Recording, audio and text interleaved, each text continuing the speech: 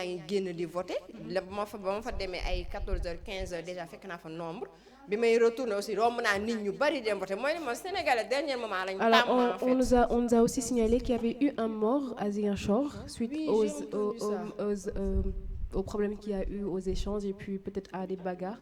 Ce que nous déplorons parce que élection locale déjà, c'est pour dëgëral démocratie Sénégal moo tax ñu koy tenir. Après cela, il faut que mu nekk loo xam te ne dafa war a unir le plus pas di leen indi di leen di defal divergence ba moo di si am lu surtout que bakkan dafa sensible. oh ñuy man ñaawlu encore une fois vraiment. daf ma sax jëlee kaw parce que dama yéex a yëg information bi. ma ne xawoon situation bi toll na fii bi may yëg quelques affrontements yi am entre ñoom Ahmed Aïdara ak fii parce que bi ma retourné laa ko xam. mais c'est déplorable quoi jaru ko affaire yi jeex na ba pare bientôt 18h bu jotul résultat yi jeex mu wàcc ñëpp ñibbi si jàmm comme li ma wax ci suba rek que ce soit yow nga gagné nga perte. li nga yéene population bi rek defal leen ko effectivement et puis c'est tout. Effectivement alors élection bu commencé par ay heurts par violence bu campagne bu terminé par violence tey vote bu passé wu malheureusement ci violence et pourtant suñu départ ñu ngi doon ñaan que situation matin bi continuer stabilité bi boobu la ñu xamee Sénégal jàmm la ñu xamee Sénégal démocratie la ñu xamee Sénégal et tey lii dafay dëggal suñu démocratie rek est-ce que nekkuñu aussi di bafouer un peu la dignité de cette démocratie là en fait sénégalaise parce que depuis en 2012 quand même cette démocratie baadul lel donc tey je pense que moment la woon bu pouvoir bi waroon mën a consolider démocratie bi et puis faire taire tous ces gens qui disent que démocratie sénégalaise à peu près dee na quoi. Je te rejoins man benn instant bi yenn scène de violence yi dama koy ji ñi nga xam ne ñoo gis nga boo jiitoo da ngay loolu da ngay tëddee jaaxaanaay da ngay jëllale. C'est ça parce que déjà yow ki nekk ci opposition am déjà moom dafa ay atu yi nga am yow moom amu ko. c'est ça waaw jaay doole en fait. pour mu frustré wu day yomb léegi day jàpp ne da nga koy jaay doole wala da nga koy imposer yow sa supériorité bu ko defee bu révolté wee rek day indi ay conséquences mooy li ma doon wax ci suba maa ngi naan la si au courant de la journée wala ci ngoon gi moindre incident bu si am waa opposition ñoo ko nar a def te ñoom lañ ko nar a ñitte. C'est exactement parce qu'effectivement interaction yooyu noonu jaay doole boobu moo tax ñu am un problème avec dans le cas de Ahmed Aïdara parce que Ahmed Aïdara s'est vu interdit d'accès à son centre de vote ils s'en ont arrivé aux mains alors xeex nañu lu ñaaw déjà candidat bu xeex est-ce que jaroon na ko. non jaru ko franchement jaru ko. est-ce que jaroon na ko. mais tamit gis nga. parce que le peuple décide après. c'est ça quoi mooy li ma wax sànq gis nga nit boo ko bu ko dañu naan bu ko sës ba ci mur bi. c'est ça des fois yenn leader politique yi nga xam ñoo nekk au pouvoir dañuy sës ci mur bi ñi nekk ci opposition bi. ñoom révolte rek lañ mën def mënuñu def pour exprimer seen liñ leen parce que tamit. diñ naan genre merci de jeu la dañuy naxante ñoom dañuy ëf ci suuf di màtt ci kaw def ci genre yooyu la ñuy jéem a pour génnee ñoom opposition bi di nekk ci ñoom bu ko defee population bi jéemee na taxé benn affaire bi ba nga xam ne ñoom stratégie la mais ñoom dañ def la tout bu ñu tombé ci piège boobu. Alors en tant que leader. On va essayer de voir du côté de la régie ndax déjà am na ay éléments disponibles pour que ñu dugalal ñu ko mais avant cela ñu constater que. micro-trottoir Maya. confrontation yi mi ngi demee entre un candidat. Mais tous les candidats de Benno Bokk Yakaar sont vus épargnés de cette violence ce qui montre qu'encore une fois la violence reste dans la population moo koy sentir et puis ñoom ñooy jël conséquences yi. Ah bien sûr absolument parce que ce matin bi may dem fee. micro-trottoir Maya maa ngi gis ñoom entre ñoom ñu ngi commencé di jàppante te or que ñoom ñi ngi jàppante sax nekkuñu foofu. te ñu ngi jàppante ndax seen i leader politique te ñoom conséquence bu ci saa si ñoom ñoo koy vivre parce que ay dëkkandoo lañu bu ngeen jàppantee ci saa si noonu ndax ay leader bu subaa nan ngeen di xoolante absolument nan ngeen xoolante ci loo xam ne jeex na dañu yar si nawle c'est ça loo xam ne jeex na déjà dans 1 heure 2 heures mu jeex ku nekk ñibbi sa kër. donc nañ maintenir le mouvance su calme bi. et puis qu'on a eu le temps de ku nekk étaler sa programme ku nekk jaay sa programme. donc bu dee sa un programme de pertinence je ne trouve pas l'intérêt de tey violence yi wala ci violence sax ci ci pendant campagne yi rien ne le justifie. Je pense que dinañ ci tenir en compte durant li des ci parce que li des bëriwul donc man je pense que dinañ ci tenir mais problème bi nag mooy ci moment wu délibération des résultats man côté boobu moom laa si xalaat de trop parce que côté boobu moom y aura beaucoup de surprises. Ouais, c'est ça. te am na ci ñoo xam ne boo amul retenu bi doo ko accepter. Voilà, c'est ça. Alors nous allons prendre le micro-trottoir bu ñu suñu reporter Maya bi nekkoon Wakhinane su ma juumul defal ñu et puis on revient sur le plateau.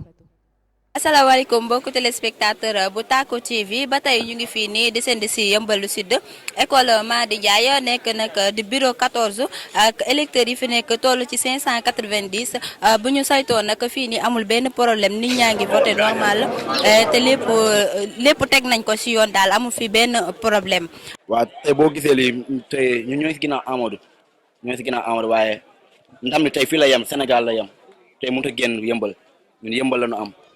waaw di ko ñaanal yàlla may ko ndam muy Amadou Hott ragal ñu si li ñuy wax nag yàlla na ko yàlla may ndam bu seddu guy si lu gaaw parce que Seydina Mohamed waaw. léegi ngeen def seen non violence bi ne ñëw fii taxaw est-ce que ni yéen ñi fi ngeen war a voter ak li ngeen def nii est-ce que beneen parti bu ñëwee tamit taxaw fii nii est-ce que du andi benn musiba. non ñu jàmmañ tax a jóg ndax am benn écho bu ñu demoon fii Ababacar Sy lan njëkkoon a dem toog foofu noonu bu benn xam ne non violence comme ni mu laawee fii nii noonu la laawee foofu ab si lan doogee ñëwee fii nag xam nga jàmm la ñu woote ñun ñëpp. koo si sànni xeer boo sarax ngay sànni wala sama ngay sànni kon nag ñun benn mouvement la moo tax ñu bëgg a xool lu gën a rafet defar suñuy tiset yii nii pour doxal jàmm ngir Yeumbeul ñëpp ñoo bokk ndey ak baay c'est le meilleur gagne nag bu Amadou Hott gagné dañ koy félicité bu Baragay gagné dañ koy félicité ki yàlla war a jox ndam jox na ko ba pare bëgg nag Yeumbeul bañ a am benn histoire wala bañ a am benn xeex moo tax ñuy sensibiliser nii def suñ mobilisation ñëw yi rek ko waral. waa ñu ngi fii ci école Mady Ndiaye ñun ñu ngi dëkk Thiaroye Kaw ci école bi la ñuy voté ci suba nag bi ñu ñëwee nit ñi bari woon na macha allah mais dañu ñëw fekk ñu tëj école bi nit ñi mënuñu woon dugg mbooloo mi bari woon na trop amoon na ay xëccoo amoon na ay buuxante yenn mag yi nga xam ne ay troisième âge lañ aussi mënuñu woon dugg mais yàlla def na jàmm situation bi delluwaat na normal. ubbiwaat nañu école bi kenn ku nekk yaa ngi rang ci sa bureau de vote bi nga war a voté tout se passe bien daal actuellement alhamdulilah. di baalu àq ñëpp rek situation baa ngi nii rang baa ngi nii de fees ba léegi bureau 15 lañu war a voté waaye nit ñi ngi nii dañoo bëri te baa ngi war a taali añ waaye xam naa damay toog rek ba voté ba pare doo ko dem. li moom ñu ci problème waaye rang bi daal moo xaw a gudd daal moo ñu xaw a tardeel. benn problème de xanaa problème mu xat bi rek waa rang yi moom xat na trop wax dëgg yàlla mais nag. sant yàlla daal ñu ngi ci rang bi nag di ñaan yàlla rek dugg fa te non amu fi nag wax dëgg yàlla ñu ngi topp rang bi respecté ko ku war a dugg mu ngi dugg pour voter waa amul benn problème waaw mu ngi si jàmm baax. teguma de. lan moo tax voter woo. boobu daa xat quoi mais xaar ba si kanam. da ngay dem rang. waaw dinaa dem rang saa damay ndékki ba pare yaa ma gën a xam. waaw élection yi moom méttiwul quoi pour man ku nekk na nga dem votel comme ça koo bëgg a votel quoi ku nekk daam foo far na nga dem votel koo xam ne moo nga bëgg a votel soo ko defee nga ñëwaat naa ko toog sa gàlle résultat yi yàggul 18h ñu joxe résultat xaw ma 20h loolu kese la quoi pour man. salaamaaleykum ñu ngi nuyu mbokki auditeurs chaîne bi bon doonoo ñëw rek pour accomplir suñu devoiru citoyenneté parce que le vote c'est un acte civique de haute importance parce que day permettre citoyen bi mu exercer choisir ay partenaires am choisir ay dirigeants waaw mais ñi ngi ñaan ñu commencé ko ci bismillahi rahmaani rahim génne ko ci alhamdulillahi rabbil alamin parce que pour que ça soit les deux camps que ça soit camp Bara Fala Far du ma ko nëbbu et beneen camp bi ñun ñëpp ay frères lan et incha allahu rabbi ndam li du gën fii boo gaañee kii sarak nga gaañ boo gaañee kii sarak sa frère nga gaañ nanu ñaan mu yàlla zéro violence ñu voté ko ci jàmm ak salaam et yàlla defal ñu ndam incha allah.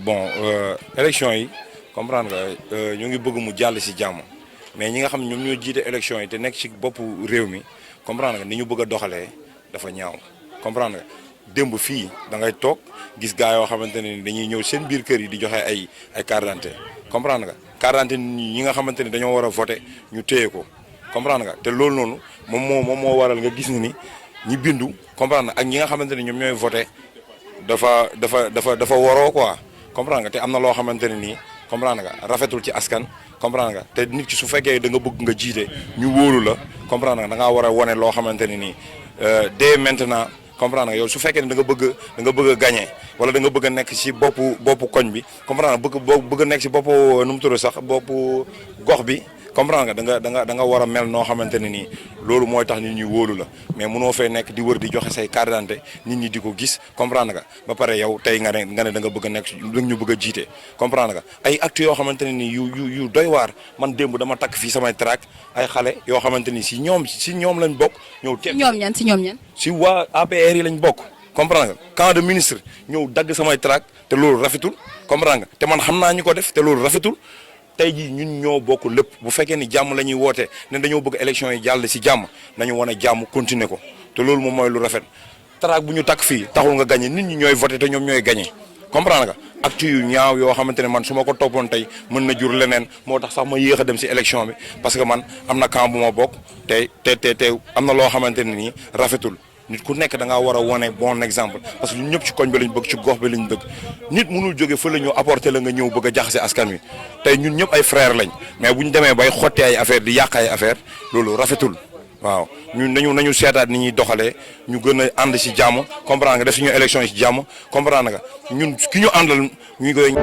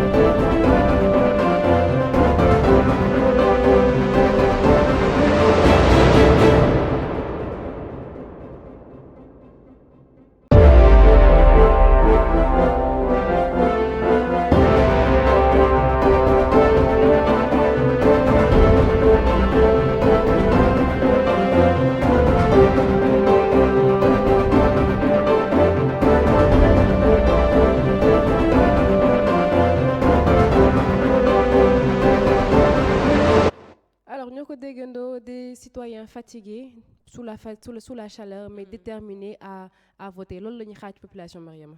Mais absolument ci suba maa ngi koy wax may naa nit ñi dinañ voter mais vers après midi bi la ñuy absolument te loolu man constaté naa quoi nit ñi ñu ngi surtout jigéen ñi xam nga ce matin may naa la fajar gi paa yeeg maire yi ñoo ko moom ndax ñoom dañuy julli ci fajar gi dem pour dem ji voter ji mais neewoon naa la au cours de la journée après añ jigéen ñi dañuy dem marché dañuy taal añ mais bu ñu paree dinañ dem voter et j'ai fait ce constat là effectivement ñu ngi génn di dem di voter ji. Encore qu'il faut souligner qu'il faisait excessivement chaud aujourd'hui donc il faisait une chaleur insupportable ce qui un peu justifie aussi que nit ñi dañuy choisir soir bi pour un peu plus de fraîcheur environnementale en fait. mooy nar a indi rush bi te rush bi man je m'y attendais franchement parce que am nañ habitude 17h la nit ñi di gën a génn suy gën a jege 18h muy fermeture des fois sax 18h day jot mais da ngay gis ne am na ñu rang ci buntu bi ba président bureau de vote moom day jël initiative bi bàyyi ba ay 19h sax ñuy doog a tëj bureau bi. Donc nit ñi dañu parce que nit ñi ñoo tàmm dernier moment. dernier moment c'est typiquement sénégalais. Mais constat bi moom franchement mooy dans la soirée instant bii nii ni rush bi mi ngi ci centre de vote et que nit ñi ñu ngi dem di voter ji. Alors c'est bien. Une stratégie Benno Bokk Yaakaar stratégie bu assez intelligente la ñu mettre en place aujourd'hui parce que bu ñu toppee déjà instant bi tendance bi on voit que perturbation yi mi ngi bëri violence bi mi ngi commencé et cela on dirait ils ont prévu cela pour empêcher à une partie de la population, c'est-à-dire à cette majeure partie de la population qui voulait aller voter le soir, de le faire en fait convenablement. mooy li ma wax ci seen stratégie la parce que ñoom xëy nañ très tôt. les leaders surtout dem wan population bi ne ñun xëy nañ dem voter ji.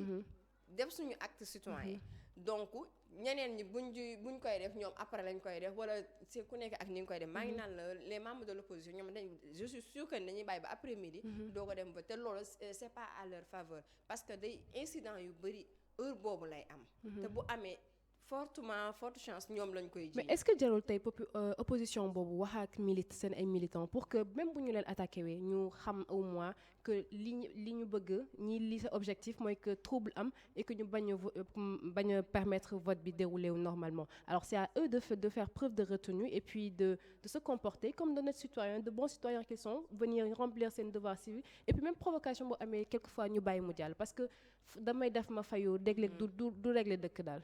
Bon ce matin je le disais maa ngi naan ñoom bu dee leader Benno yi ñëw nañ indi un discours responsable. di dalal di calmer affaire yooyu noonu ñeneen ñi ci topp nañ suivre lancé boobu ce matin je le disais donc ñoom bu ñu ñëwoon suivre lancé bañ a tomber ci seen stratégie bañ a tomber ci seen piège yenn affrontement surtout un leader bu waral buy laaj dara nga bëgg ñu jox la ko am na yoo xam ne c'est à éviter parce que ça day yàq sa image en quelque sorte parce que communication image bi ci la dafa am solo daf ci am solo donc ñoom bu ñu apaiser wul population bi mën nañu leen sax bañ a topp mais sympathisants yi ànd ak ñoom bu ñu apaiser c'est ça absolument alors ñu wax déjà que nit ñi nañu dem voter ji parce que vote c'est un devoir citoyen c'est une obligation c'est un droit c'est une obligation ba en quelque sorte bu citoyen bi amee peuple am parce que ci par vote rek la ñu mën a waxee li ñu d'accord dañu mën a waxee li ñu d'accord ci la ñu mën a waxee li leen métti ci lañ ci mën a tegee ki nga xam te ëllëg dina leen représenter parce que moom mooy wax ci baatu ñëpp parce que ñëpp mënuñu yegg ci pencum ndaw réew mi comme ni ñu koy waxee il faut que ñu am conscience citoyenne alors jot na tey ñu am conscience boobu jug dem voter parce que vote c'est un devoir donc surtout Sénégal fi ñu toll nii dafa nekk dëkk bu nekk en crise de valeur dafa nekk dëkk bu nekk en perte de valeur. C'est que ñun suñu problème mooy gis nga sénégalais bëgg na loolu bëgg na. alors on me signale qu'il y a Pambay Dieng depuis Thiès qui nous appelle allô Pambay. Allô Pambay. Alors je pense que dañu am dysfonctionnement ak Pambay vous me recevez. Alors je vous laisse continuer. Population bi actuellement nii dañu xaw a am benn arrière-pensée ci politiciens yi. mais n'empêche aussi élection amal na leen njëriñ. Ce matin je le disais rawatina élection yu ren yi. te élection commune dafa am importance. parce que nit ki nga xam ne yow danga ko nar a dénk sa lépp. donc jaadu na yow en personne nga tànn ko c'est que problème mooy dangay wóolu nit ki nga tànn ko teg ko. au fur du temps mu def loo xam ne waroowul ak yow li taxoon nga voteel ko. waaw mais dirigeant dañu dem ba toll foo xam ne ci àdduna mënatul ñàkk. c'est-à-dire même bu fekkee ni sax ki nga fi teg dalay war tu es dans l'obligation nga teg ko fi parce que ñëpp mënuñu demandoo. mais ñoom effectivement loolu xam nañ ko population effectivement surtout avec le vote comme ils l'ont pris à cœur avec déjà la campagne ça se voit que ren am na changement bu population bi adopté par rapport à ces gens malhonnêtes peut-être qui nous dirigent ou pas. c'est que mooy li ma wax ci suba xam nga ren élection yi soo seetloo jeunesse bi da koo jël au sérieux parce que la majeure partie des candidats. Ce sont des jeunes nag. Absolument, oui. ay même bu ñu nekkee yéen ay ñoom Bara Gaye yi ay ñoom Barthé ay Ahmed Aïda ñooñu ce sont des jeunes. Absolument. xam nga donc ñooñu ay jeunes tamit ñoo topp seen ginnaaw. te dañoo jël seeni responsable cette année ci moom taxaw temm pour gérer élection yi te man je pense que ni dina jaar yoon. te changement bi ñoom ñu soxla man gëm naa ne ñoom dinañ ko imposer par force. donc mieux vaut ñu ànd ak ñoom ci loolu continuer vote bi dans le calme. permettre nit ñu ñëw voter calme te ku voter nga dem ñibbi. franchement man je ne trouve pas nga voter ba pare toog ci biir centre de vote bi di waxtaan. mais léeg-léeg est-ce que vote dem ñibbi voter toog ci centre bi du manque de confiance bu bu population bi am à l'encontre des dirigeants pour essayer de contraindre un peu ces magouilles qu'ils peuvent avoir dans l'élection. mais ñëw bi xam nga ban heure lañ ko permettre. bu ñuy waajee tëj bureau de vote par exemple suñu nee bureau de vote 18h lay tëj 18h moins 5 mun nga ñëw nga jege si bureau de vote bi wala centre de vote bi comme ça parce que bu ñuy délibéré ci biir yow citoyen bi am nga droit assister ko donc yow boo heure boobu la fa fekkee mun nga mais comme ça par exemple ay 14h 15h yow voté nga ba pare lan ngay def foofu yokku rassemblement yokku problème surtout qu'on est en période de Covid en fait il faut le préciser le Sénégal est en danger de mort donc tension bi pour mu jug day yomb donc mieux vaut ñu daw rassemblement yi te man seetlu benn constat laa def majorité présidentielle bi nag pratiquement ñoom ñoo ko def pratiquement centre man yi ma jotoo seetlu yi ma jotoo déglu ñoom en quelque sorte waa benn yooyu ñoo fay toog wala ñoo toog aux alentours donc man je m'adresse à la population franchement nañ dem voter ji nañ jël seeni responsabilité dem voter ji suñu paree nañ dellu seen kër yi ba heure délibération bu leen neexee ñu dem parce que c'est un droit aussi parce que loolu aussi loi may na leen ko c'est juste pour sécuriser affaire yi mais loi may na leen ko donc nañ continuer ci lancer boobu nañ continuer ci lancer. Alors je vais essayer de voir du côté de la régie si Pape Mbaye Dieng de Thiès est disponible. Alors on me signale qu'il n'est pas encore disponible déjà ñu wax ci loolu rek parce que c'est important population bi xam ne le vote il est crucial. Pour lendemain au Sénégal, pour les années à venir, parce que c'est pas pour une année, c'est pas pour un jour, c'est pas pour une semaine, c'est pour des années, c'est pour un avenir. Même bu nekkul pour suñu avenir, ñun génération bi, c'est l'avenir de beaucoup de générations qui en dépendent, des générations peut-être qui ne sont même pas encore nées, parce que bu ñu pérenniser wul, vulgariser suñu ay conservation de ressources, suñu génération future dañuy am problème te conservation de ressources yooyu ci communes yi lay commencer parce que balaa ngay ne ville wala ngay ne dara déjà tu parles de commune donc mooy cellule de base bi de l'État en quelque sorte donc il faut que ñu vulgariser déjà vote local il faut que ñu respecter vote local yi. xam nga je le disais ce matin may naan la élection yu ren yi dafa particulière parce que dafa am ay répercussions ci yeneen élection yi nekk suñu kanam. moo tax ñoom que ça soit Benno que ça soit Yewwi Askan Wi duñ ko caaxaane mais rawatina ñoom waa Benno parce que ñoom ñoo gën a sax war a. allo Pape Mbaye. excuse-moi. maa ngi lay ziar. maa ngi delloo ziar bu wér. naka yi tey. maa ngi sant yàlla bu baax naka Thiès. waaw Thiès ñu ngi ci jàmm alhamdulilah. mbaa tey amoo leen ay tàng-tàng boor boobu. non ay tàng moom daanaka Thiès ñu ko fi.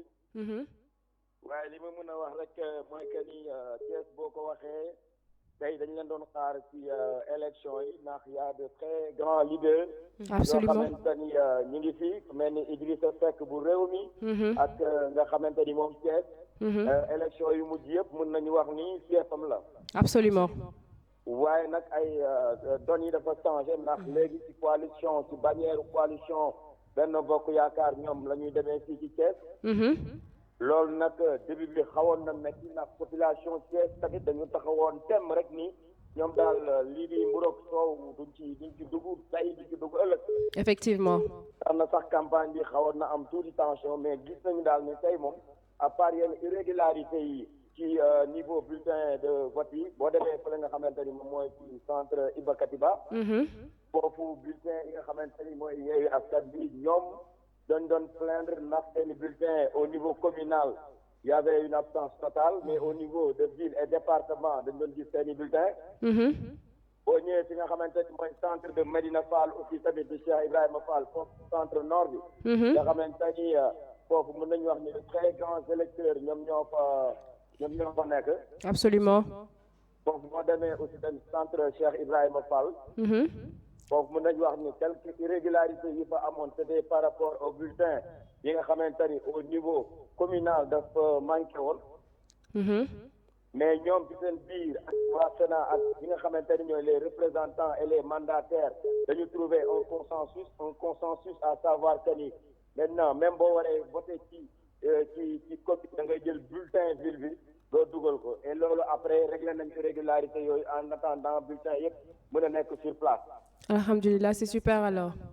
soo demee tamit ci nga xamante ni moom mooy Malick Kairé Diaw nga xamante ni l'autre Idrissa Seck fa lay voté. daan nañu nemmeeku nag foofu nag dañ fay taxaw ndax dañ daan nemmeeku public bi daan ñëw teere Idrissa Seck mais tey gis nañ ni. foofee ca Thiès bi nga xamante ni mooy centre Malick Kairé Diaw. Idrissa Seck bi mu fa ñëwee dafa mel ni Thiès waaye nag dañu wane seen mécontentement. Par rapport à lui. par rapport ak position peut-être bi nga xamante ni Idrissa Seck jël na ko. Effectivement. waaye liñ ci mën a jàpp fii ci Thiès rek mën nañoo wax ni à part yenn irrégularité administrative par rapport au bulletin de vote. ci yenn ci ay absence noté wuñu fi benn scène de violence boo xamante ni daal mën nañu wax ni ay jàmbaar loola fii ci biir Thiès. D'accord. te loolu nag li ko waral mooy que ni Thiès mën naa wax ni nit ñi même bu ñu bokkul parti. dañuy xamante dañuy am ay relation yoo xamante ni mooy tax yenn ci ay scène de violence yi duñ ko fi gis. boo demee ci centre bi nga xamante ni moom mooy Kër Maam El Hadj Mamadou Ndiéguène ci centre zone nord. foofu nga xamante ni presque coalition yëpp dañ fa am tête de liste. soo waxee ancien ministre Abdou Fall mi ngi fa. nga wax Nabou Ndiéguène bu nekk Benno Bokk Yaakaar bi ngi fa. nga wax Massamba Diop bu RV Les Valeurs bu Thierno Alassane Sall mi ngi fa. Effectivement. nga wax tamit ki nga xamante ni mooy Birame Souleye numéro 2 bu Pastef moom Kër Maam El Hadj surtout Maam El Hadj Mamadou Baro la. donc foofu lañ fa noté mooy bi ñu ñëwee candidats yi ñoom dañ doon saafante ci seen i biir. Effectivement. waaw di waxtaan ba pare nag daan ne le meilleur gagne. Super. voilà li ñu mën a jàpp daal fii ci Thiès mën nañoo wax ni daal amul benn scène de violence boo xamante ni gis nañ ko fi wala ay animosité vote bi jàll na normalement comme ni nga xamante ni moom lañ ko doon xaare li ci décidé rek mooy nag di xool lan mooy suite bi di koy topp benn par benn ba am résultat yi incha allah. voilà résultat yi bu génnee ba xam résultat yi nag après nit ñi dinañ continuer li nga xamante ni moom mooy dal bi fi am fii ci benn dëkk ñaari gaar benn aéroport. D'accord incha allah alors ñu bàyyi nga toppal ñu information yi foofu ci benn dëkk ñaari gaar benn aéroport. Merci beaucoup Pape Dia. jërëjëf maa ngi leen di jaajëfal ba ci kanam rek. incha allah lépp loo xamante ne rek xew na fi rek incha allah rabi dinañ leen ko résumer ak les images. D'accord merci bien à tout à l'heure alors Rewmi moom mësa moom Thiès comme ni nga ko xamee Idrissa Seck a toujours été le mentor à Thiès l'intouchable Idrissa Seck toujours protégé par sa population thiessoise. Idrissa Seck qui rejoint il y a quelques mois le camp de Benno Bokk Yaakaar et qui se voit aujourd'hui délaissé par la population même quand il va voter ci centre mi nga xam ne dana am rush bu demande di voter ji. mais c'est normal j'espère que moom loolu xaaroon na ko. parce que moom depuis lors depuis bi mu rejoindre les camps présidentiels. kotam daa wàññeeku. Absolument donc partem tas.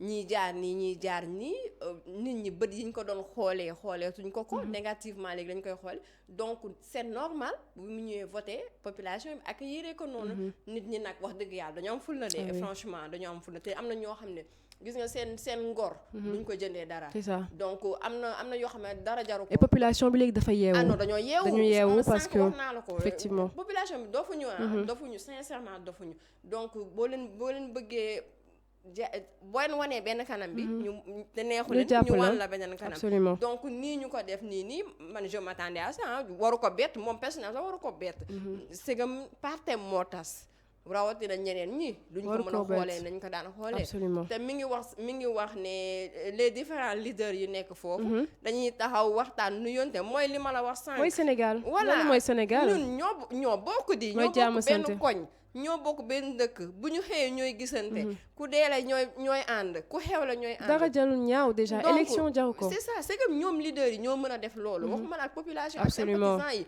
donc nañ continuer ci lancer boobu rek nañ continuer ci lancer boobu mu kafooree lii am yàlla def na ko ba pare léegi mu jeex journée bi parce que voilà c'est ça c'est le Sénégal qui gagne après tout suba day am quoi il nous a aussi parlé des bulletins qui ont manqué dans les bureaux de vote. Est-ce que du Yewwi Askan Wi ñoo am faiblesse ñoo géré wul normalement parce que on relate que depuis le début c'est majoritairement Yewwi Askan moo am problème de bulletins dans toutes les zones. Bon loolu depuis ce matin maa ngi koy gis parce que bi may déglu journal ci suba maa ngi dégg benn centre de vote responsable yi nga xam ne ñoo siégé bokk ci Yewwi Askan Wi dañoo bloqué vote bi parce que dañoo constaté que ni seeni bulletin Yewwi Askan Wi disponible fii yeneen yi dafa manqué ndax loo bi par rapport ak yeneen loo yi te loolu noonu stratégie pouvoir la ah oui. parce que tamit franchement ku ci nekk stratégie ou erreur d'organisation. du erreur. est-ce que duñu demee bonne foi rek. du benn erreur du benn erreur. non Mariam nañu demee bonne foi. on le concède au ministre de l'Intérieur. parce qu'on croit quand même. ok. parce que quoi qu'il en soit on croit quand même que du trahir peuple bi. j'espère parce que tamit mënul loo xam ne xew na fi xew fi répétition bu yàggee du dootul nekk erreur de. c'est ça dañ lay duut baaraamu tuuna donc nañ teg yëf yi ci yoon mais aussi siégeants yi aussi ñoom ils sont observants. allo allo ñu jël Khadam Fall allo salaamaaleykum Khadam. allo oui Khadam yaa ngi may dégg. allo waaw Kati. noo def. waaw ñu ngi naka jour Yeumbeul Nord. d'accord. lu ñu fa mën a jàpp. lu ñu mën a jàpp ci Yeumbeul Nord. waaw Yeumbeul Nord li ñu mën a jàpp moom mooy ci bëccëg daanaka def nañ tour de centre yëpp. ki nga xamante ne si ni moom mooy monsieur Daouda Ndiaye moom mi ngi woote fële ca école Malika Recteur. moom fa la wootee bureau numéro 7. ki nga xamante ne si ne moom mooy le candidat Gaoussou Kouma. moom mi ngi woote fële école bataillon. ki nga xamante ne si ne moom mooy monsieur Babacar Ndaw di coalition Yewwi Askan Wi. moom ak ki nga xamante ne si ne mooy Mohamed Souare nga xam ne moom ñoom ñaar ñoo bokk bu ñu wootee moom mooy école Sotra. d'accord. ñu ngi fii nag fi nga xamante ne mooy c'est Mamadou Momar Diop. fi lañ nekk nii fi nekk nii bëri yi commencé nañoo tëj. déjà. waaw déjà bëri tëj nañ fii. waaw ñu ngi ci biir di def. mais teel nañu commencé quand même est-ce que respecté nañ horaire bi. teel nañu commencé parce que am na ci yoo xam ne xaw na retard. mais xam naa ay 15 minutes yooyu 15 minutes 20 minutes daal lañu retard daal. mais tëj nañu déjà. waaw instant bi am nañu commencé tëj moom. parce que déjà biñ fiy ñëw ñun à 17h fekk nañ bureau yu bari kenn nekku fa. waaw fi may wax ak yow ni daal lu tolloog ay 3 bureau ba 4 ñoom ñoo fi def fi nekk nii. mais daal ñi des pour ñëw voter daal ñi fa nekk di voter bëreetuñu daal. waaw fi mu nekk nii moom ñi fiy des ñi voter yi bëreetul daanaka fi mu nekk nii moom ñi ci biir di commencé def defan. d'accord. mais suba ba léegi daal Yeumbeul Nord bi yëpp daal war nañ ko may gis ñu benn daal ñu nemmeeku loo xam ne am na. d'accord. xanaa ay quelques coow yu ndaw rek ci diggante ñi nga xam ne ñooy électeurs yi maa fi jiitoog nangam. mais bu dee problème bu tax ñu signalé daal moom nemmeeku. amagu fi. xam naa seet ci kanam tuuti rek ñu commencé joxe résultat incha allah. d'accord incha allah merci beaucoup Khadam ñoo se retrouve ci kanam tuuti incha allah. jërëjëf. alors Yeumbeul Nord exemple de vote de citoyenneté parce que ñoom depuis le début on n'a pas noté d'incident ci zone boobu. candidat yi ci même yu éconi dañuy taxaw di waxtaan ci biir bureau de vote bi muy lu rafet. lu rafet donc bi mu ne bureau de vote yi déjà commencé nañ de man ça m'a surpris parce que mënoon nañ def tuuti prolongation sax je pense peut-être aussi seen def nañ tuuti temps. mais bu ñu toogee benn de temps bi moom gisuñu ku ñëw voté. war logique bi mooy ñu tëj commencé décompte 18 heures passées de 22 minutes. donc c'est normal parce que am nañ benn canton bu tuuti bu ñu may. alors ñu jël Omar qui est Wakinan qui est en ligne qui est à Wakinan. asalaamaaleykum ñu ngi leen di nuyu. maa ngi lay fay Omar. kat yi di leen masawu coono bu baax a baax di nuyu plateau bi. yow ak ki nga fa nekkal damay fàttali tudd rek. ñu lay masawu it coono bi ñu bokk. merci beaucoup alors actuellement ñoo ngi fii nga xam ne moom mooy centre bi nga xam ne moom mooy Halima Diakhaté Kala A. donc ñu seetlu nag ki nga xam ne moom mooy Ahmed Aïdara actuellement dafa ñëw doon visiter li nga xam ne moom mooy centre bi doon saafonte ak ñi nga xam ne ñoom ñooy ay militants am. donc ñu nemmeeku fi nag coow lu bëree bëri ñu bëggoon taataan quelque ci ay kaddu. ñi nga xam ne ñoom ñoo ànd ak Ahmed Aïdara mu yeewu askan bi ñu wax seen xalaat ndax nee nañu dañoo bëgg a salfaañe li nga xam ne moom mooy élection yi dañoo bëgg a njuuj njaaj li nga xam ne moom mooy élection yi Aliou Sall. dafay yónnee ay nit yoo xamante ne nii dañoo ñëw pour saboter li nga xam ne moom mooy élection yi. waaw léegi nag bu fekkoon mën nañoo taataan quelque ñi nga xam ne. ñu déglu réaction yi allo. allo. waaw dama ne dañoo bëggoon rek daal di taataan quelques kàddu rek fii nga xam ne ñoom ñoo nekk actuellement toll nii. d'accord ñu ngi leen déglu. te nga xam ne dañoo ñëw nekk ay militants. salaamaaleykum. salaamaaleykum ñu ngi lay jaar bu baax sëñ bi. salaamaaleykum. sëñ bi ñu ngi leen di jaar yéen a. salaamaaleykum. salaamaaleykum dara comme wuyu la. salaamaaleykum. waaleykum salaam. asalaamaaleykum. grand ñu fekk la tey nga allo waaw tey dañu fekk ngeen taxaw mu mel ni da ngeen a ànd ak ki nga xam ne moom mooy Ahmed Aïdara tey nan ngeen gisee coow li nga xam ne am na fii nga xam ne moom mooy Wakhinane Nimzatt loolu sama grand.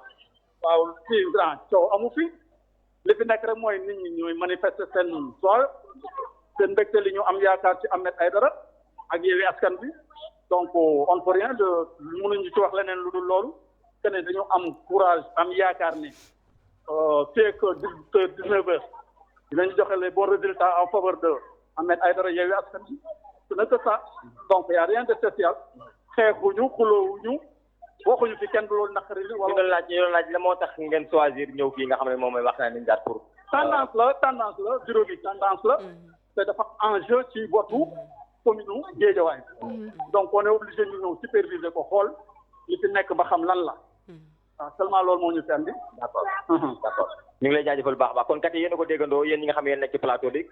kon nag xam ngeen ni actuellement ñu toll nii tege tembe fii nga xam ne moom mooy Halima Diakhaté Kala nekk na centre boo xamante ne centre de jongante la centre boo xamante ne centre xëccoo la en tout cas. nga xam ne leader bi nga xam ne moom mooy Ahmed Aïdara dafa ñëw ànd ak ay ñoñam ngir xaar li nga xam ne moom mooy résultat yu baaxee kat yi. D'accord merci beaucoup Omar alors on se retrouve tout à l'heure. Merci beaucoup alors.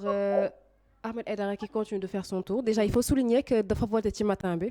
Le soir, il retourne dans les bureaux de vote pour faire un tour, pour faire un tour normal. Ce qui est son droit, mais mu am ay troubles. Est-ce que jotul tam mu dem toog. Bon comme candidat yëpp. Comme li ki Omar interrogé nee na amul ay incidents je pense que tamit benn côté man d'accord naa ko incidents yi ñeneen boor yi peut-être sax mën nañ koo créer. Parce que li mu wax nii.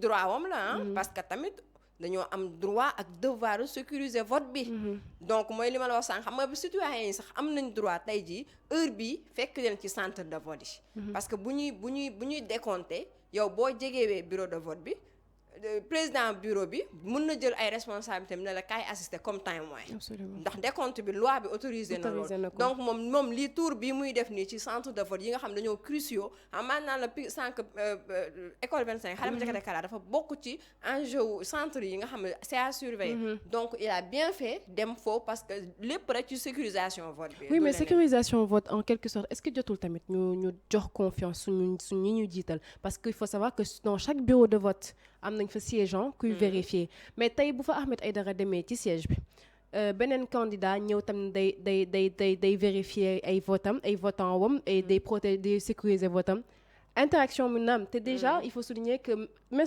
Ahmed Aïdara dans d'autres centres de vote dafa ñëw ñu interdit ko accès bi ba mu am fa ay altercation xeex ak jot fa am ba ay nit gaañu si est-ce que jar na ko. waaw day mun naa am ay mun naa am émeute quoi non si vote jar na ko parce que résultat yi dafa doy waar man mus naa siéger mais tu abs de temps boobu rek ñuy décompter non lépp mun na fa xew. ci biir bureau de vote yooyu abs de temps boobu noonu il suffit que nga am benn déconcentration. lu ne mun na fa xew rapidement. alors ñu jël réaction Ahmed Aïdara et puis on revient sur le plateau.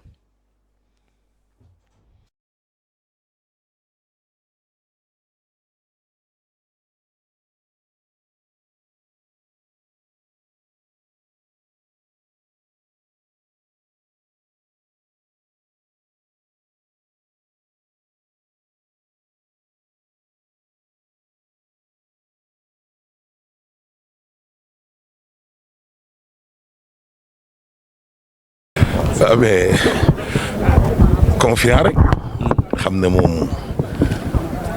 incha allah rabbi ndam rek parce que yàlla nag moom mooy joxe nguur moo koy jox ko ko neex. voilà koy jeexal tamit ci nit tamit moo koy foqati. waaw. alors lan ngay wax sa yeneen moroomu politiciens yi surtout ci jamono ji contexte bii nga xam ne jafe-jafe yi bëri na problème yi bëri na. bon xanaa ànd ak dal rek xam nga ne moom yàlla moom pare na ñun danoo ñëw nii di accomplir rek suñu devoir citoyen mais yàlla moom pare na bu yàgg.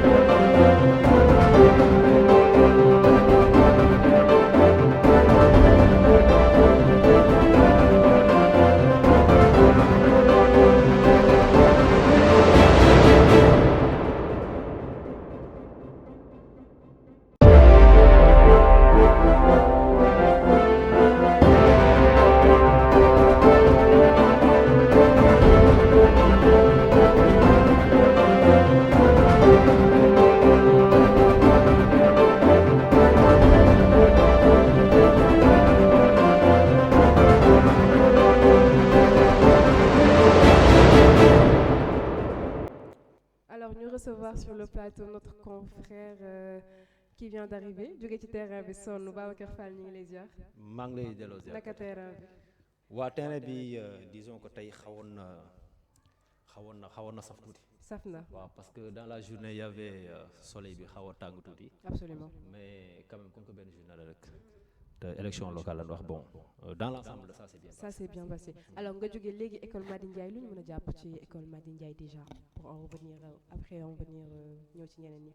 waaw xam nga école Madi Ndiaye Mamadou Madi Ndiaye moom mooy centre de vote mën naa ni bi gën a rëy Yëmbal. Yëmbal Sud commune Yëmbal Sud. am na 16 bureaux de vote. bon li ñu fa seetlu moom mooy quand même et bi may déglu sax tendance yi dans les autres localités. moom la ñëpp seetlu moom mooy affluence bi nga xamante ni électeurs yi am nañ ko. ici à Yeumbeul Sud en tout cas ci banlieue bi fii mën na ni nit ñi génn nañ bu baax participer ci li nga xamante ni moom mooy élection locale yi. parce que ba bu ñu fay jógee il était 18h moins 20 yooyu. te ñi nekkoon ci biti ñoo ëpp ñu nekk ci biir enceinte école bi. ça veut dire que ni vraiment nit ñi génn nañ et am na benn centre am na benn bureau de vote je pense que bureau de vote numéro 12 bi ñu ko visité sur les 591 inscrits. Il y avait plus de 255 yoo xam ne déjà voté ce qui faisait un taux qui tournait autour de 43%. loolu day wane ni vraiment élection locale yi population yi jox nañ ko cër bu baax. et puis di confirmer déjà li ñu doon wax sànq ne population bi ren jox nañ élection et puis élection ren dafa am enjeu. tout à fait pour déterminant déjà ak acte 3 de la décentralisation bi intervenir entre temps. mais aussi mandat wu maire yi ñu prolongé. tout à fait donc loolu tax élection ren yi am benn pertinence ak benn exploit boobu important. effectivement alors am nga aussi écho ci yenn terrain yi yeneen zones yi Dakar hors de Dakar on a eu un mort à Ziguinchor ce qui est très déplorable. tout à fait mu nekk du acceptable. voilà c'est des choses yi nga xamante ni vraiment bon kenn mënu ko rafetlu. ñi ngi dégg ki nga xamante ni moom mooy Abdoulaye Baldé di candidat wu UCS. muy déplorer benn décès boo xam ne am na ci militant koo xamante ne ay jàppante yu fa amoon ñoom ak ay militants yu passif ci li mu wax. ba am ku ci ñàkk ba affaire yi def naa jeudi la amoon. ci li mu wax ci Abdoulaye Baldé li mu wax jeudi la affaire yi amoon kooku jotoon ci am ay gaañu ba tey ci dem ci guddi. la ñàkk bakkanam bon mu nekk ay cas yoo xamante ni vraiment parce que doon nañ ko séntu ci surtout bi nekk ci période pré campagne bi ay yenn violence yoo xam ne ñu ngi doon am. donc tey tamit am na ay incidence saay ci ay yenn côté yi. donc c'est des choses yi nga xam ne ñu ngi koy déplorer vraiment mais sinon dans l'ensemble daal xam nañ ni bon gox yu bari élection yi jaar na si yoon maintenant am na ci gox yoo xamante ni localité yoo xamante ni xëy na am na ay d'abord ay retard ci yéex a tàmbali bi am na ci yenn liste yoo xam ne nee nañ bi ñëwee ci yenn centre yi fekk ñu fa seeni bulletins ay incidents yu demee noonu daal noté nañ ko ci yenn gox yi daal. ñu ci profité di jaale Mariama et puis plateau di jaale waa une personne boobu parce que bakkan dafa nekk lu important ñu jaale ko Sénégal parce que Sénégal moo ñàkk c'est le Sénégal qui perd un jeune ce qui n'est pas acceptable ñu delluwaat suñuy xel ci ne vote c'est un devoir c'est pour déjà consolider cette nation qui a été mise en place donc ñu war a moytu loolu Mariama. man damay ñëw ci Babacar comme ñoom ñoo nekkoon ci terrain bi ñoo ñu gën a miin la fa nekk ce matin ñu ngi koy wax parce que depuis sànq ñu ngi soulever maa ngi la naan ci suba si mën naa ne rush amul woon mais maa ngi la doon wax ne après midi bi ak dans la soirée rush dina am parce que ñun Sénégal dañoo tàmm au dernier moment ci li ma constaté sànq ñu ngi naan bureau Yëmbal ñu ngi commencé tëj mais am na ci centre yoo xam ne da nga fay dem fekk rang bi ci biti sax moo ëpp ñu nekk ci biir donc nit ñi bëgg nañ voter mais toujours dernier moment la ñuy génn te loolu en quelque sorte day am lu bari lu muy jur après. mais je pense que loolu nag Sénégal temps commencé na di ko tàmm. adaptation bi commencé di am. mais c'est pas bon parce que président bureau de vote bi tey bu jëlee décision ne day tëj bureau bi ñeneen ñi ci biti bu ñu votewul moom loolu. wala dafa dañ koy tere loolu bu ko defee. bon en fait décision prolongée. de toute façon vote bi officiellement 18h la war a. maintenant décision prolongée bi du dépendre ci président bureau de vote bi du dépendre sax ci président centre bi mi ngi dépendre ci autorité administrative yi préfet wala gouverneur et tout ça bon c'est eux ñoom ñooy apprécier seen niveau ba xam jar nañu prolonger que waaw wala déet donc après bu ñu jotee information yëpp xool juger terrain bi après ñoom dinañ jël décision bi ci war. mais le constat la population est sortie. tout à fait tout à fait. En tout bon cas li nga wax ni tamit moom moo ci nekk ce matin bon amoon na affluence il faut le dire. mais affluence bi ci ngoon gi la gën a ëppee. bon mooy confirmer li nga wax sànq ni Sénégalais dañ bëgg dernière minute. bon de toutes les façons man je pense que quel que soit Alpha il faut apprécier quand même le fait que population bi génn voter ci élection locale yi. c'est important parce que xam nga élection moom mooy vitrine démocratie. bu ko defee buñ ko organiser ci benn dëkk population ba sentir seen bopp ci élection yi génn massivement voter bu dee amul benn incident benn violence loolu day taaral démocratie dafa baax dafa rafet. bu ñu déclarer résultat yi ku nekk accepté ko xam nga après ñu xëy nekkaat ci leneen loolu dafa rafet te Sénégal mérité wul beneen image bu dul boobu. à chaque fois ñu ngi cité comme exemple démocratie ici au niveau de l'Afrique donc yooyu noonu dañ ko war a en tout cas le fait que population bi génn daal man rafetlu naa ko bu baax a baax maintenant nag autorités yi après ñoom ñooy apprécier ba xam dañuy prolonger vote bi déjà man bureau centre bi ma lay wax nii Mamadou Madi Ndiaye bi ma fay jógee c'est sûr que ni moom 18 heures passé bureau yi mënagul woon tëj parce que ci buntu bureau yi nit ñaa ngi fa woon ñi nga fa woon taxaw. ça alors ñun ñaan la ñu mën ñu ñaan président jury et puis autorité administrative yi ñu am compassion parce que déjà il y a eu des retards causés par quelquefois par les présidents de jury qui sont venus en retard des bulletins incomplets yenn yu bëri dysfonctionnement yoo xam ne état bi moo ko waroon jël. Donc si ce même État se retrouve à prendre des décisions de prolongement, on leur demande de faire preuve de compassion et puis d'alléger un peu la tâche aux citoyens. Parce que les citoyens, quand même, si ils inscrits aux listes de vote, ça veut dire qu'ils veulent vraiment remplir ces devoirs citoyens. Tout à fait. C'est ça. Alors, au-delà même de Guédiawaye waaw bon en fait foofu kaaw yëmbaloon yëmbal sànq da nga ko wax sànq d'une manière générale élection yi am na enjeu fii ci Yeumbeul Sud xam nga Yeumbeul Sud boo xoolee ñaari candidat ñoo fi gën a fës am na juróomi liste mais ñaari candidat ñoo fi gën a fës wala boog ñaari liste ñoom ñoo fi gën a fës bi ci njëkk moom mooy liste coalition au pouvoir bi Benno Bokk Yaakaar ki ko jiite di ministre de l'économie Amadou Hott absolument beneen liste bi di liste Yewwi Askan Wi ki ko jiite di Bara Gaye ñu taxaw ci ñaar ñooñu Amadou Hott doomu Yeumbeul la nekk ministre de l'économie xëy na am na benn instant génnoon na Yeumbeul par rapport à ses activités professionnelles après dellusiwaat Yeumbeul pour dagaan seen baat bu ko defee défi bu rëy la parce que boo fàttali ko en 2014 élection yi bi mu amee fii Yeumbeul Sud waa coalition au pouvoir bi APR danoo demoon en rang dispersé bi demee en rang dispersé benn opposant moo ñëw gagné leen Bara Gaye bi muy jël mairie bi en 2014 pratiquement presque deful sax 3 mois de campagne dafa fekkoon mu nekk am difficulté ak yoon nekk prison bi mu génnee prison même pas 2-3 mois élection yi am mu battre campagne gagné leen ndaxte bon boobu ba APR jubóo ñoon liste yu bari bi pa moom Bara Gaye xam nga mi ngi bokk PDS ba léegi mais PDS investiruñu ko Yewwi Askan Wi ñoom ñoo ko investir mu nekk benn défiance boo xamante ni lancé na ko ñi nga xam ñoom ñooy ay waa PDS bu gagné élection yi dina gën a confirmer ni waa PDS quel que soit Alpha man dama am base dama am poids dama am lu ma tekki mais bu gañewul élection yi nag c'est assez risqué de perdre parce que boo jëlee défiance say autorité quand même am ñàkk élection yi toll noonu dina am lu mu wàññi ci yow beneen bi tamit défi bi nga xamante ni ministre de l'économie moom tamit Amadou Hott défi bi nga xamante alors ñu jël excuse ñu termine ñu jël Maya allo Maya yaa ngi Yeumbeul Sud waaw maa ngi Yeumbeul Sud lu ñu mën a jàpp foofu du fa beesandi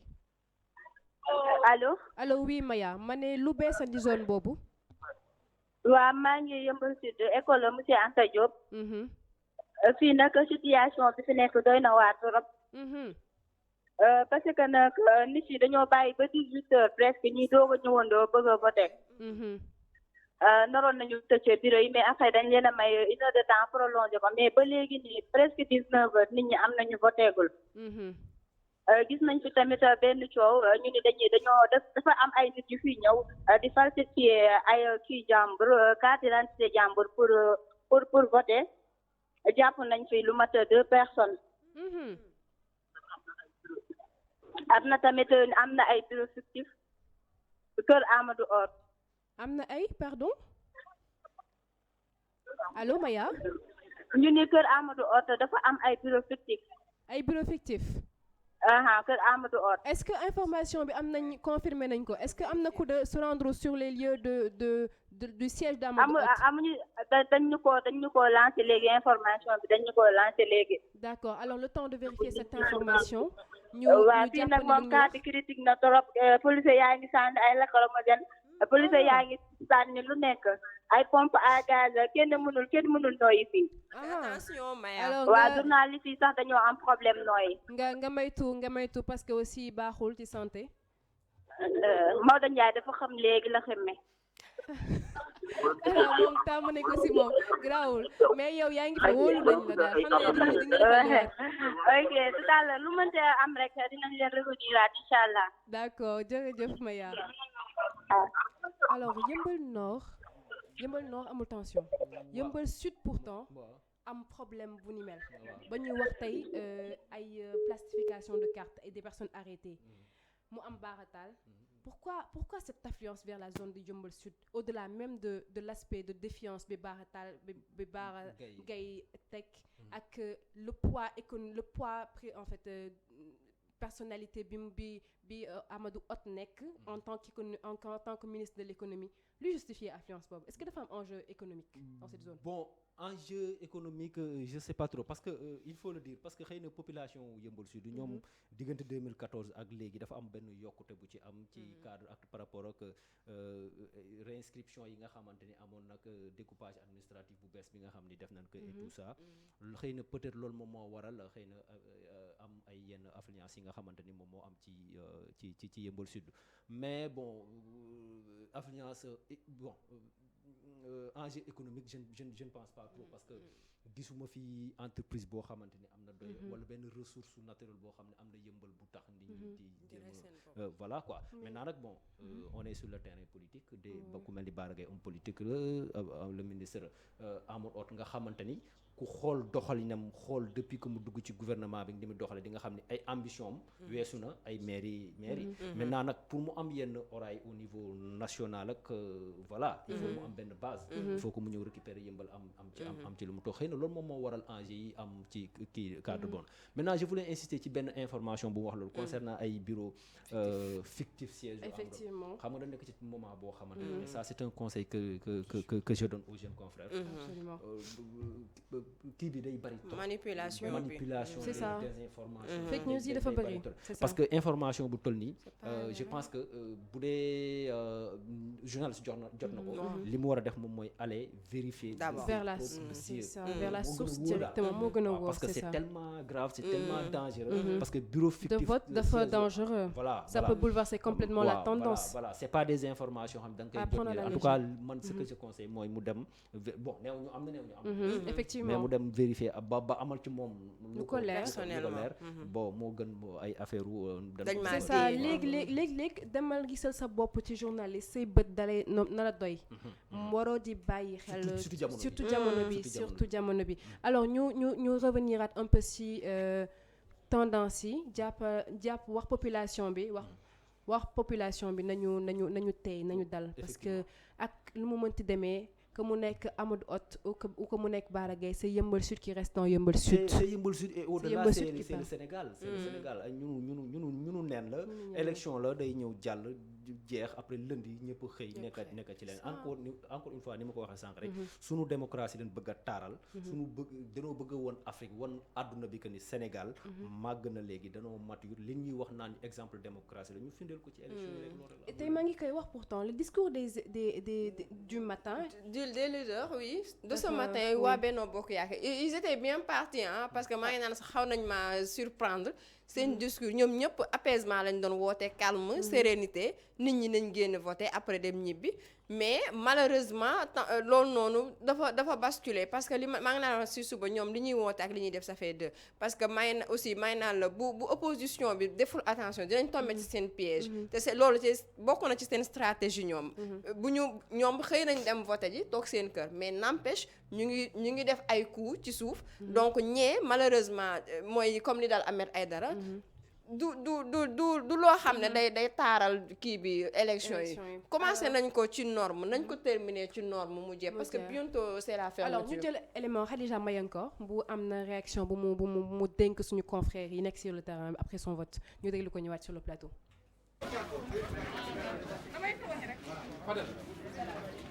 On va gagner avec la manière. Inch'Allah. Mais surtout, on aura une équipe compétente. Bien sûr. Une équipe digne. Et Golf en a besoin. Une équipe consciente des enjeux. Golf en a Et surtout besoin. une équipe jeune, une équipe ambitieuse qui a un beau projet pour la commune de Golf Sud. Et ensemble, nous allons y arriver. Et c'est d'autant plus important que Golf, c'est 70% de jeunes. Ouais.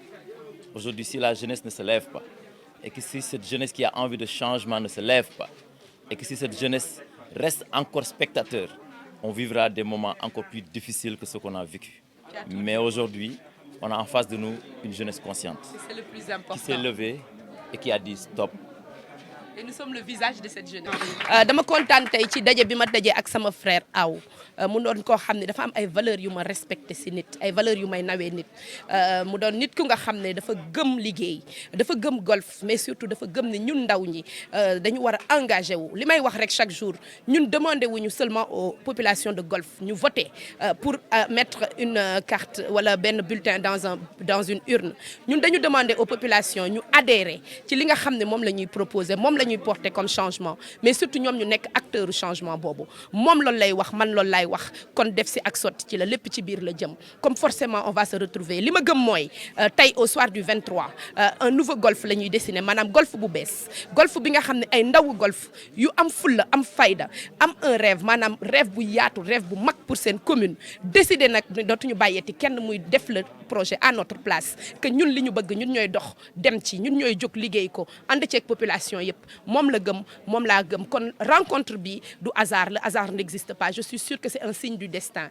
je te dis mon frère ensemble nous allons changer dinañ changer golf bi nga xam ne moom lañ dëkk tey li fi nekk neexuñu neexu la neexuma te boo tey jëloon def micro trottoir les populations yi nga xam ne ci golf la ñu dëkk seen dëkkuwaay fii ci commune bi neexu leen kon nag ñun ñoo jóg ñun ñoo taxaw temb ne li ñu bëgg dootuñu ci xaar kenn ñun ñoo koy doxali suñu bopp incha allahu rabbi tey ci ngoon yàlla danañu may ndam ñu jublu ci liggéey bi suba au 24 ñu xëy man ak yow kuy dem mairie ba man la de Inch'Allah. man maa yow yaay dem ya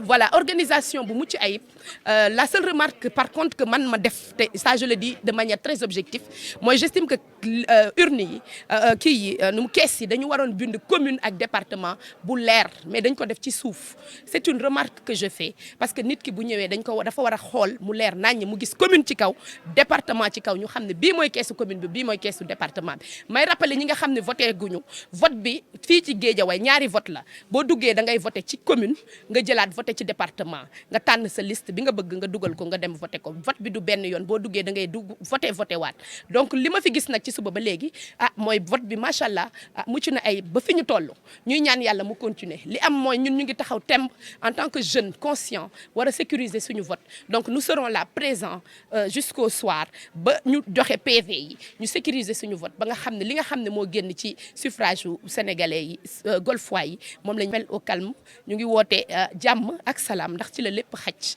ndax lépp lu ñu bëgg a liggéey ci commune bi dañ ko bëgg a def si jàmm te li may wax rek kenn ku nekk si ñun bu demee ci conseil municipal ba dafay nekk ak ay naatangoom yu jóge ci yeneen parti donc nañu rafetal suñu diggante ba ëllëg suñu daje mën a rafet loolu laa ci mënoon wax wasalaam. Comme un seul homme et a dit que les choses doivent changer et Inch'Allah au soir du 23 aujourd'hui les choses vont changer.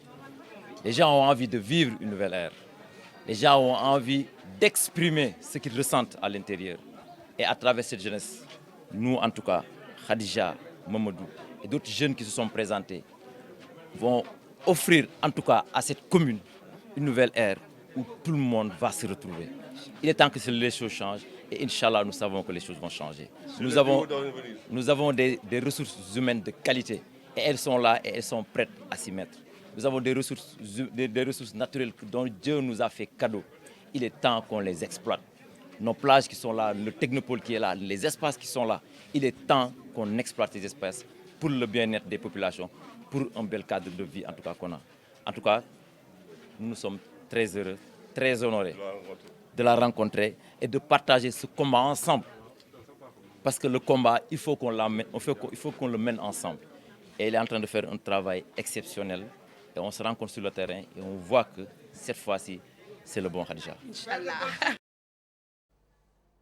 Alors ñu déggandoo ensemble réaction Khadija Mahécor ak son camarade opposant ñu daje ñu waxtaan bu rafet wax changement wax ñu rafetal diggante bi li la ñuy xaar ci en fait ci population ci politiciens yi. Et bon esprit bi il faut le saluer hein, parce que voilà quoi noonu la war a demee.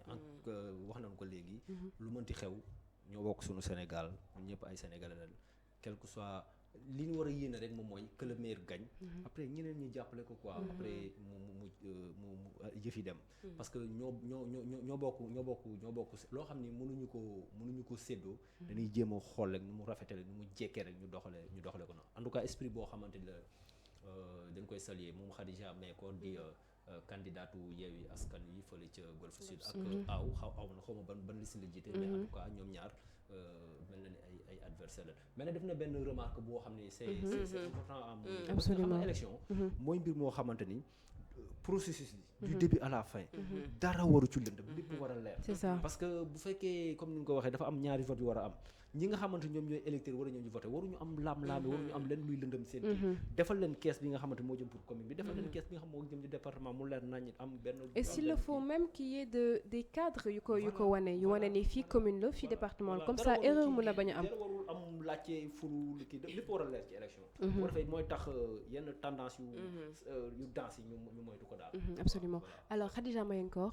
benn figurante dans la politique buy jëm am ascension ces derniers temps et puis bu xamante dafa am représentativité Golf Sud ce qui montre la participation des femmes dans ces élections. Bien sûr Cathy je te le disais ce matin xam nga maa ngi naan la parti Benno Bokk Yaakaar nañ bàyyi xel bu baax waa Yewwi Askan Wi parce que changement bi gis nga bu ko leader yi bëggee population bi ko njëkk gën a bëgg donc loolu noonu c'est pas à leur avantage ce matin maa ngi naan la surtout maa ngi accentué wu ci jeunesse bi maa ngi fàtte sax femme yi di globaliser parce que mooy li Mahécor wax léegi jeunesse bi ñu jël en main ces élections moo tax mu particulière dañoo bëgg air changement donc man je pense que changement boobu dina am c'est et je pense que mooy li favorable ci Yewwi Askan Wi surtout loolu moo leen may sax confiance bi ñu amal moo tax ce matin maa ngi la may naan la nañ bàyyi xel bu baax ndax surprise mën na am te loolu noonu bi koy li koy waral mooy jeunesse bi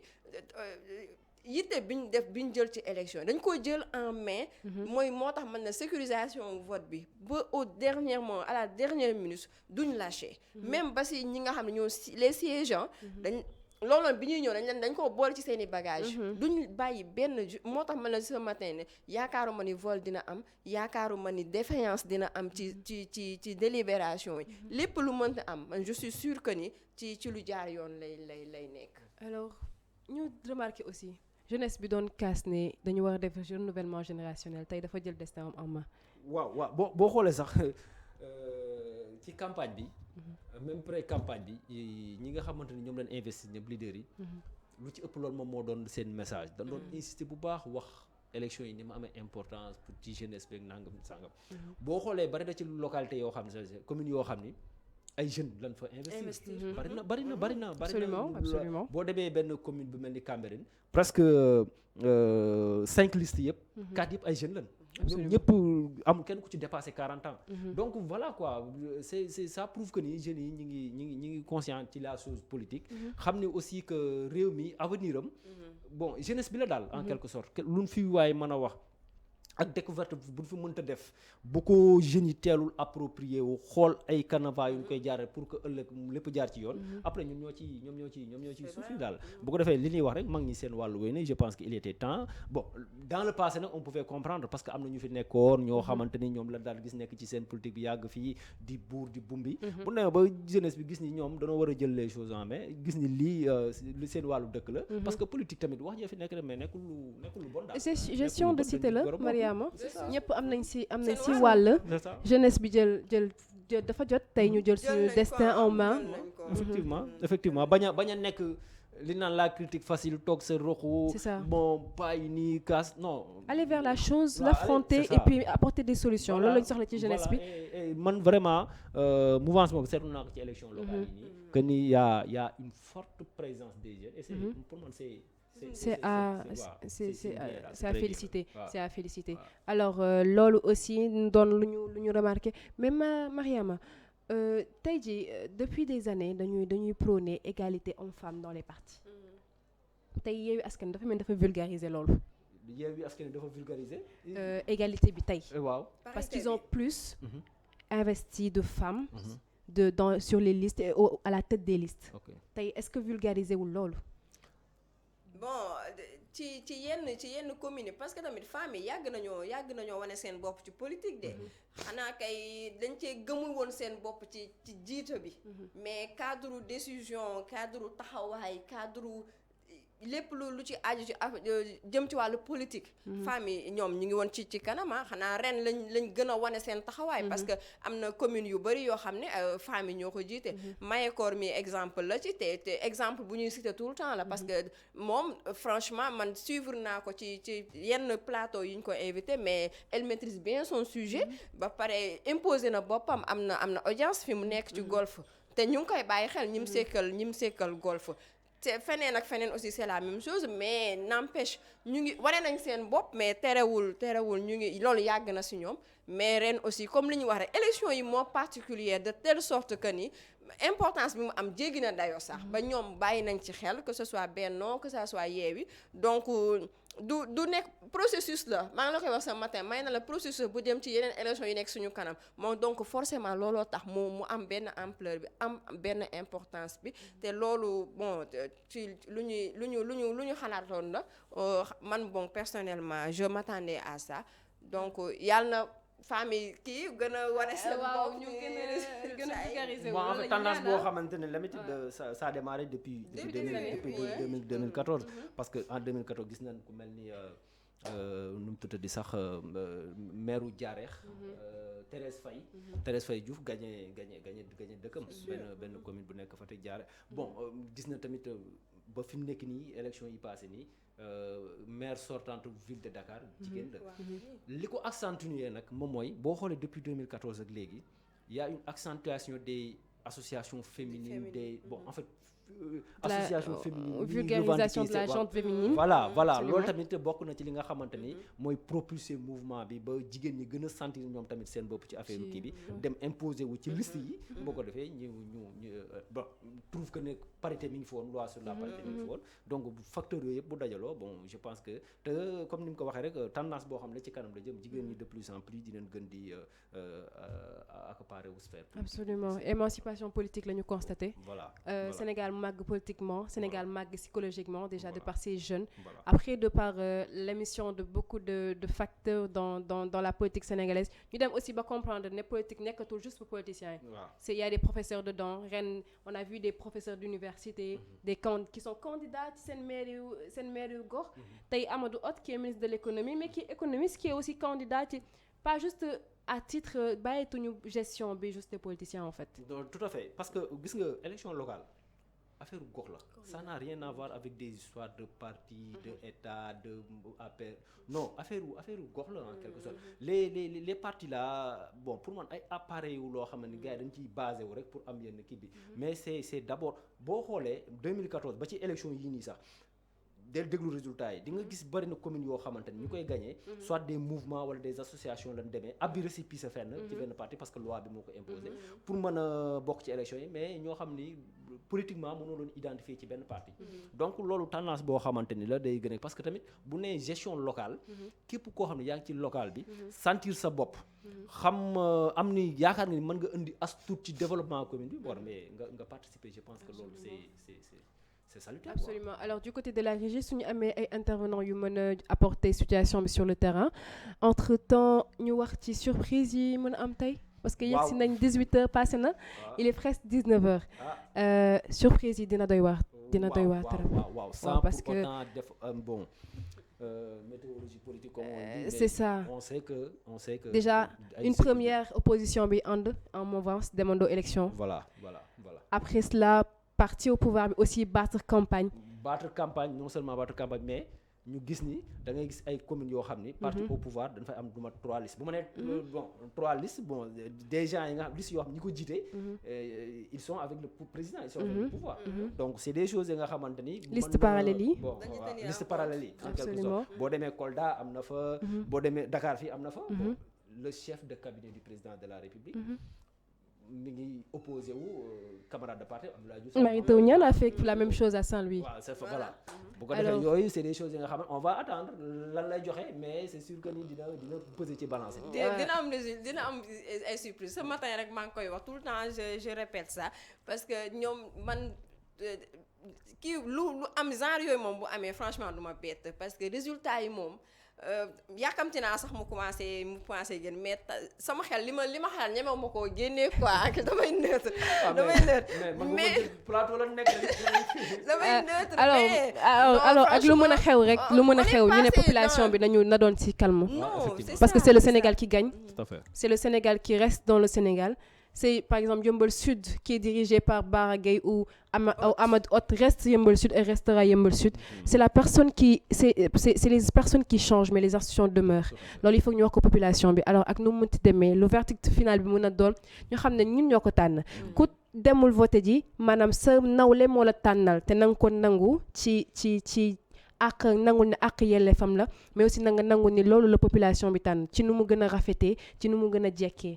alors affluence bi ren alhamdulilah les gens ont vraiment décidé de voter. waaw en tout cas c'est une chose à saluer. man franchement bokk na ci li ma gën a marqué ci élection yi.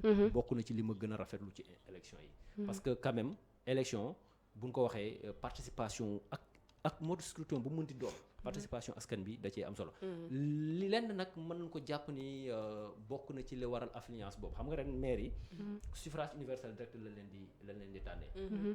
parce que bu dee élection yi passé dañ daan voter liste. liste bu gagné waa liste ba tëju. boo kan lañu tànn maire.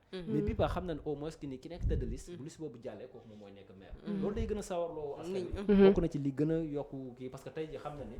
yeewu askan bi seen liste bu jàllee amul laam-laamee Bara Gaye moom mooy doon maire. Benno Bokk Yaakaar xam na ni bu jàllee Amadou Hott moom mooy doon maire. bu ko defee kon yooyu dafa beneen gox tamit la même chose. bu ko defee kon yooyu dafa nekk loo xam ni c'est important contrairement ak li nga xam ne moo daan am ci passé tëju liste bi jàll conseil yi tëju tànn koo xamante ne ni xëy na sax nekkul woon ci tête de liste. absolument loolu tamit bokk na ci li nga xamante ni nekkul lu nu alors il est 19h passé de 8 minutes 1h 8 minutes après heure normale et réglementaire bi waaw ñu libéré la et puis on se retrouve après pour délibération yi et puis espérer que résultat yi dina tomber si jàmm et puis que tout va bien se passer inchallah. Alors on se redonne rendez-vous dans quelques instants pour la délibération finale de l'élection locale 2022. Tout à l'heure.